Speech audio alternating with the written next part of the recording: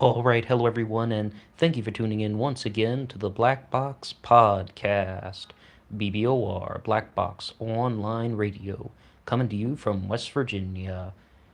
Well, now we've been talking a lot about the upcoming presidential election in 2020 on this channel because, well, things are getting a little bit heated now. Lots of candidates are coming out, lots of people are declaring, but I noticed one name on the list of speculative candidates, in other words, like possibly, and that would be Representative Joe Walsh, formerly of the 8th District in Illinois, member of the House of Representatives, of course, and he is now a radio host and host on Newsmax TV. Like many people, I first found out about Joe Walsh because of his appearance on Who is America with Sacha Baron Cohen endorsing something called the Kinderguardians program. But we can talk about that in a second because that ties into another bigger issue. Joe Walsh is not, though, going to be announcing that he is going to be running as a Republican to challenge Donald Trump. He is a speculative candidate for the Libertarian Party. Now, I'm not going to lie, I was rather surprised about this because I don't know, it just felt like the things that Joe Walsh was saying was definitely in line with conservative Republican, definitely in line with the Tea Party movement, but libertarian? I mean, I know he likes to use the word freedom. His website's called Freedom Walsh, but at the same time, it's like I just didn't get this overwhelming libertarian vibe. And this represents something that is much larger when it comes to libertarians, when it comes to their party in general. We've talked about a variety of libertarians on this channel. Like we did an upload on Adam Kokesh. I did two uploads on the possibility that Daryl W. Perry would seek the presidential nomination from the Libertarian Party again, but it actually looks like Daryl W. Perry will not be running. I think that's a shame. I thought he had something to contribute. But at the same time, the two guys that I just mentioned, Perry and Kokesh, they are anarcho capitalists. They are, representing something that's a growing movement within the libertarians. And Joe Walsh is quite to the contrary. Absolutely to the contrary. Because a lot of things that are going on with the anarcho capitalist libertarians is that they're not even trying to recognize the state. And Joe Walsh is an enormous champion of foreign aid to Israel. And this isn't a Palestine Israel statement. This is a state versus libertarian statement, when it's like the guys that I mentioned, like Adam Kokesh, did a debate with Stefan Molyneux, and he said very clearly that he doesn't want libertarians to acknowledge the existence of international borders at all, to not acknowledge the state because, the state and the government are all connected, and just to be getting away from that mentality completely. And at the same time, Joe Walsh is a huge champion of foreign aid to Israel, supporting, this nation and that nation. And I'm not an anarcho-capitalist libertarian. I mean, I think that that's a bit too extreme because it ties into another issue, and that is illegal immigration, undocumented individuals.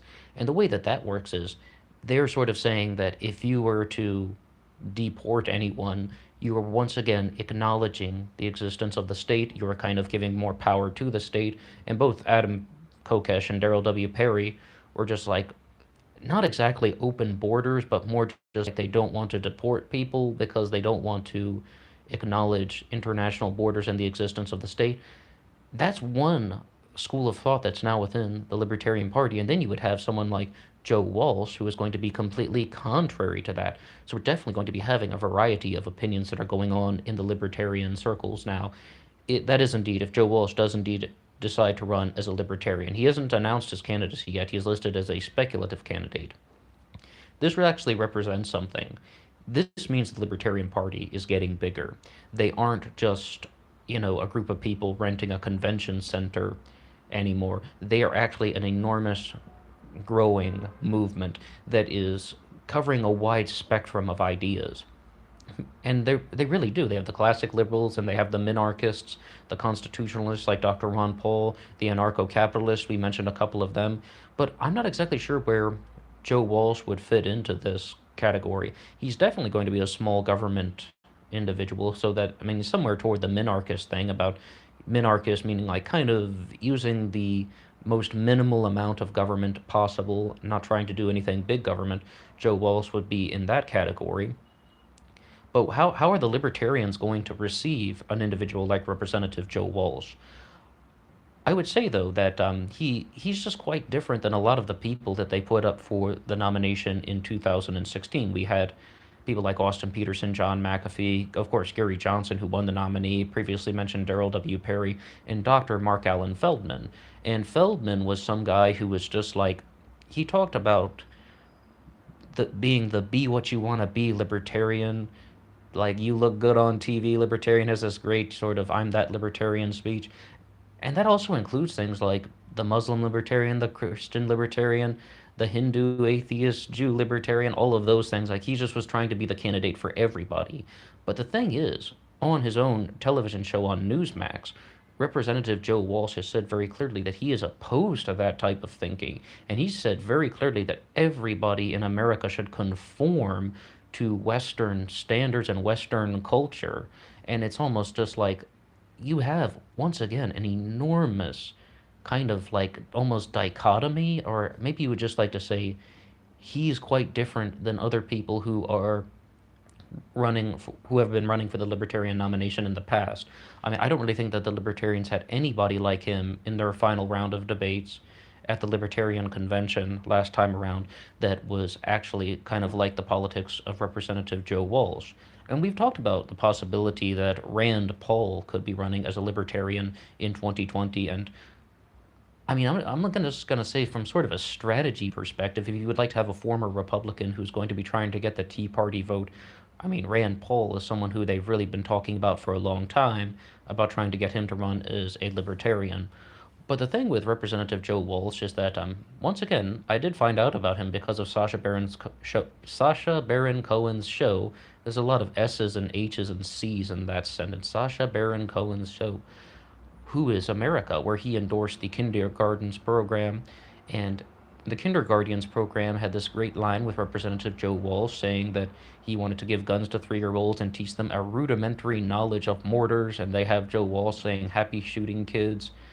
But the thing is, though, they were dealing with real politicians. I mean, like, that wasn't. I mean, Sacha Baron Cohen might be a comedian and an actor, but when they're dealing with real politicians, it's like this is actually affecting the campaigns. This little comedy show is actually affecting the way people are going after the candidates. And we talked about this in some of the things we did around the midterms with Dana Rohrabacher from the 48th District of California, who was also featured in that video. And one of those kind of email chains, maybe it was Bold Progressives or something, but they just sent out this kind of mass campaign ad. They were saying, please don't vote for Dana Rohrabacher. He endorsed giving handguns to 3-year-olds. But the thing is, Representative Joe Walsh did that and more, and they just kind of like he was the loudest voice in that sort of special when they talked about the actual Congress people who were endorsing that. And I think that's definitely going to come back to bite him. But at the same time, though, that was probably a gift for him because then, like I watch a lot of Newsmax television, and then I saw that Joe Walsh had a Newsmax show, and I was like, oh, wow, so I at least want to listen to what this guy has to say now. It's like, you kind of find out the person's name, so you want to hear what they have to say. And I followed his Newsmax show for a while, and once again, it's kind of like he took a very bold stance with that sort of like everyone must conform to Western culture sort of thing. Like I'm not gonna lie, that turned me off a little bit because at the same time, it's like I've been listening to all that other stuff about be what you want to be, and then it's like Joe Walsh is saying be Western, and that's gonna be something that's gonna be quite different in the Libertarian Party. However, and this is a big however with a grain of salt, the debates are about hearing a variety of perspectives, and the debates are about listening to people from different pathways. And I think this means that the libertarians are expanding their cultural influence. If they were to include somebody like Representative Joe Walsh in the debates, I'm not exactly sure how he's registered because to be a member of the Libertarian Party and run for president, you have to be registered and paying some fees and stuff like that. I have no idea about any of that because he's always been a Republican. And more famously, Joe Walsh was the representative from Illinois who was defeated by Tammy Duckworth in his reelection bid. He served one term in the House from 2011 to 2013, and he was defeated by Tammy Duckworth.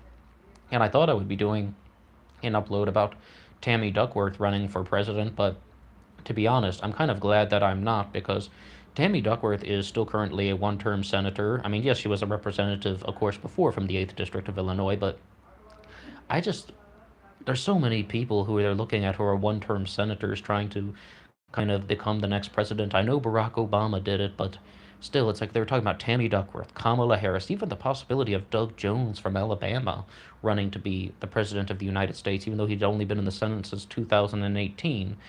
And it was like being a one-term senator is like, is that just going to be our sort of stepping stone into the presidency? I don't think America should get like that. And well, I mean, you could be a one-term senator, or you could also host the Celebrity Apprentice. There are a variety of ways that you could make it into the presidency. But the thing is, I'm just quite curious about how Representative Joe Walsh would be received if he were to be running on the Libertarian ticket, because he's saying so many things that are contrary to what a lot of other libertarians have been talking about. I definitely sort of think comes across as some of the things that I would have associated with the Libertarian Party maybe 15 years ago, back when I was kind of like in high school and we were just having, just a very few little bit of conversations about the Libertarians. They definitely weren't where they are today. And to Gary Johnson's credit, Gary Johnson was not the best candidate for the Libertarian Party in the history of libertarianism, but what we can say about him is that he shattered the records for the Libertarian parties. He did not get the 5% to qualify for federal matching funds, but instead, I mean, they had, what was it, 3.3, well, no, it was over 4 million votes or something like that. Over 4 million votes, but 3.3% of the vote. I always get those things mixed up. But would Representative Joe Walsh do better in the general election? Would he be able to get more than 4 million votes? I'm not really sure because he's saying those things that are kind of just pushing other people away.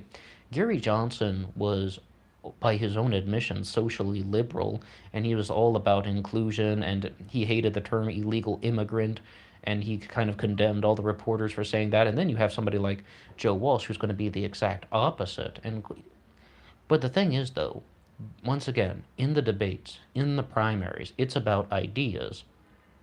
And I mean, Gary Johnson did not do well in front of the microphone and on camera during the, well, campaign, the entirety of the campaign, to be honest. And a lot of people did not like Gary Johnson's politics during the conventions. I mean, Gary Johnson, you would even just to say something like he endorsed the fair tax, because many libertarians are all about taxation as theft. There should be absolutely no taxes of any kind.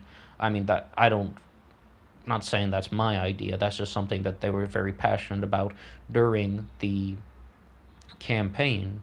And Gary Johnson got booed like crazy for endorsing the fair tax, the 23% national sales tax, as well as it comes with sort of, a prebate, which is like a form of universal basic income. But I digress from that. The point is, though, I would say, though, to win the Libertarian nomination, you don't necessarily have to have your politics align with mainstream libertarianism, with any section of the libertarian platform. So it is possible if Joe Walsh were able to get up enough momentum, he's going to be, excuse me, he's going to be a little bit more well known than some of the other people out there, maybe even more well known than Adam Kokesh. Adam Kokesh is, of course, that anarcho capitalist we mentioned who is famous within YouTube circles. He had that show Adam versus the Man. He declared his candidacy back in 2013. So I was just amazed. 6 years in advance, the first time that he would have been eligible would be this time around. Yeah, but he declared in 2013 that he would seek the nomination in 2020 for the Libertarian Party. But one of the things that they've been talking about is Joe Walsh has been a Republican. He was in the House of Representatives as a Republican. And the Libertarians have also mentioned that they want to kind of find more people who are lifelong Libertarians as opposed to someone who is just kind of putting on the Libertarian hat come election cycle, which I do confess that Joe Walsh has done some of those things. I mean, he is coming from a very different brand of libertarianism if he does indeed seek the nomination. Once again, he is a speculative candidate. He hasn't formed any sort of exploratory committee, to the best of my knowledge, at the time of this recording. But it's like, what really is going to be the future of the Libertarian Party? What I would say the future it could be is just that you're going to have kind of this enormous amount of different individuals who are actually going to be participating in the debates. You're going to have the be what you want to be libertarians, and then you're also going to have kind of the people more closer to the Joe Walsh platform who are going to be representing conservatism and Tea Party politics. And this is one of the things that's going to happen. You're going to have progressive libertarians and conservative libertarians, and they're probably going to have their own sort of schisms and dichotomies and kind of getting split off in different directions.